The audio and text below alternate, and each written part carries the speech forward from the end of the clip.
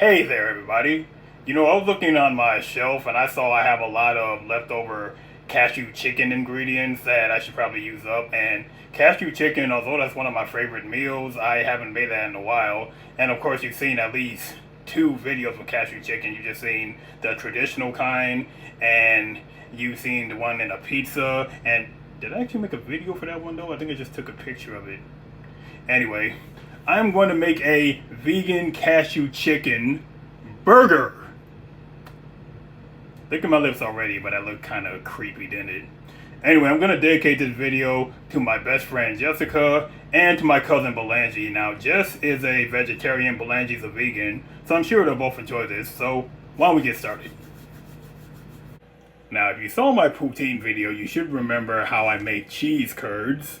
But we're going to do things a little differently in that I'm going to take these cheese curds, you notice I made them first, then I'm going to store them in the fridge for about an hour, so then I can, what? Who would want to eat cold cheese curds? Plenty of people actually. I mean, you can actually snack on cheese curds. I mean, you can buy them in the store like that. But that's not why I'm doing it. See, what? Are you going to put them on top of the burger? You know that's not actually a bad idea, but that's not what I'm going to do. See, what? You don't feel like snacking on cheese curd. You don't have to snack on it. Just put them in the fridge. And then afterwards, we can make the burger. Now, all this good stuff right here is the mixture for the chicken burger. And if you remember my black bean burger recipe, you will remember that I use rice as a binder. And there's plenty of rice in here as well. And what?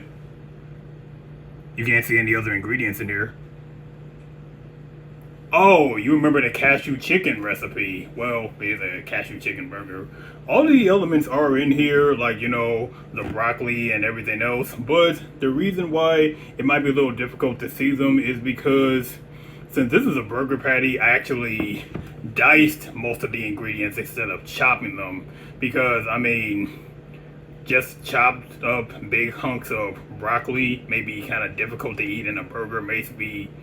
It might sound kind of weird to eat a burger too, but I guarantee you it'll be delicious. Oh, and speaking of the black bean burger recipe, like that, we're also going to wrap it all up into a spring roll skin.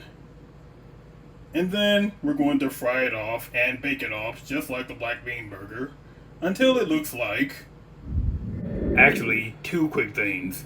One is that you're actually going to want to use two spring roll skins. One on the bottom, put the mixture on top, and then another one on top, because I may or may not have found out the hard way that this is a lot bigger than the black bean burger mixture.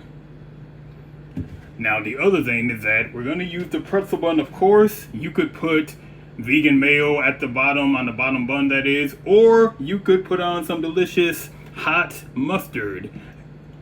Actually, I do like eating mayonnaise over mustard. I mean, I do like mustard, but at any rate, the recipe for the hot mustard is going to be at the bottom as well. So, after all that, you will end up with something that looks like this. And my sandwiches are usually worth about 2 meals, but this might be worth about 3 meals. Anyway, my favorite part. Let's see how I'm going to get at this. Burger here. Come back.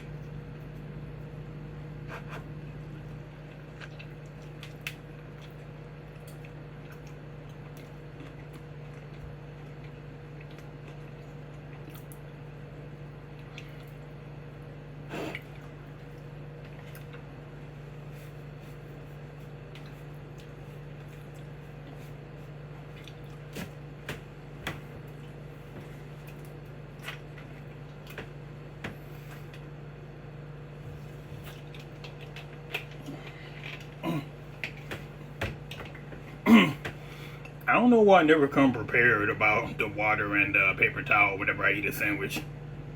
Anyway, that is about as much of a unique taste as I've ever had in a sandwich. Uniquely delicious.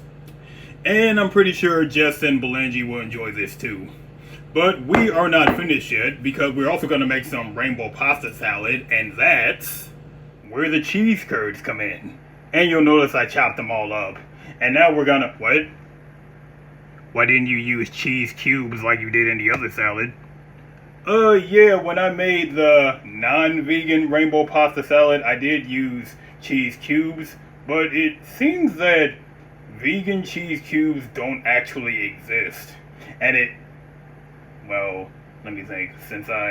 First time I made vegan ricotta cheese, vegan heavy whipping cream didn't exist, and now it does.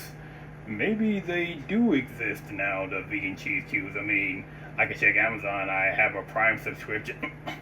Getting off topic. Anyway, you already know when after I add this, and you remember how the salad looks, so you don't? Well, I'll show you. It looks like this. Well, I didn't finish washing dishes yet, and this was the closest container I had available. But I can still do this.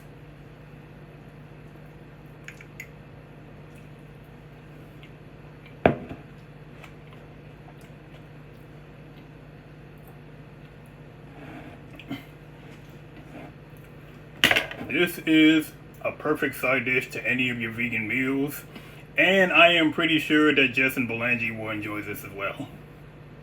That is going to do it, and of course you know by now where to find the recipes. Thanks for being with me, and I'll see you again soon as long as I remember not to be so curd. Huh? I don't understand. You mean curt? Man, no one says that word anymore. What is this, the 1960s? Oh, anyway, I got a better ending, okay, listen. Thanks for being with me. I'll see you again soon as long as I continue to be courteous. Oh man, that was worse, wasn't it? And I mean, I was pretty courteous though, wasn't I? Yeah, because I didn't do one of those that time, and that was still a bad joke, wasn't it? I'll see you again soon. Maybe I should have said be happy as in happy family, because happy family is a Chinese